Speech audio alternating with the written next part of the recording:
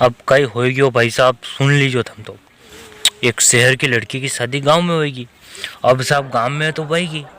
अब गांव में होएगी तो आपने सासू जी एकदम कही दे कि बेटा वो यहाँ सासू जी कि भी अपनी भैंस ने जाए घास लाख्या वो तो क्या हो सासू जी लाख्या हूँ। अब भाई साहब बहू जी गया घास लाखवा तो भीम वागोले नहीं जो खाए वाए दत्त वत खाए और तो भीम वागोले और भीम वागोले तो उनके झागो टाई रहा। अब मैंने भैंस का झागो टाई रहा तो बहुत जनी जनी जनी बोली बोली कि कहीं कहीं अणके कहीं मंजन करी रही कि हवेरा हवेरी वह चनिक जर उभी रह गया तो उनका तो मंजन करी रही है तो फाची लोठी आएगी। तो सासू जी पलंग पे होता था क्यों बहू क्या सासू जी घास डाल के आ गई भैंस को। सासू जी वो तो अभी मंजन कर रही है।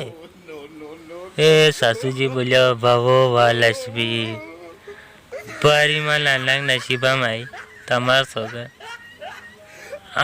ये जो बड़ा बड़ा शहर है नहीं, बड़ा बड़ा शहर अगर नाम पति पत्नी की अगर लड़ाई हुई, पति पत्नी की अगर लड़ाई हुई और पति के मुख से निकली गई कोई ए पागल तो हमें 2 दिन तक तो रोटी मिलनी ही नहीं है। ये तो फिक्स है कि 2 दिन तक तो आपको ढाबे पे खानी है, ये तो क्लियर है।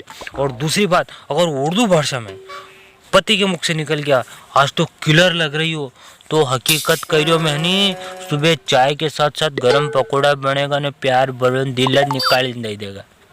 न अगर इंग्लिश में निकली गयो baby I good looking killer तो हकीकत कह रही हो मैं डिनर भी है नहीं मन पसंद नहीं बनेगा न खुश के खुश जन्म कई बात है ना शब्दों को भाषा को प्रयोग नहीं बड़ो निरालो रहता था।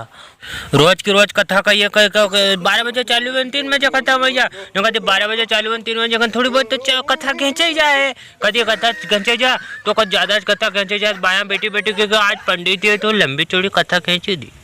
रोज तो 3 बजे पूरी कर देना 4:30 बजे।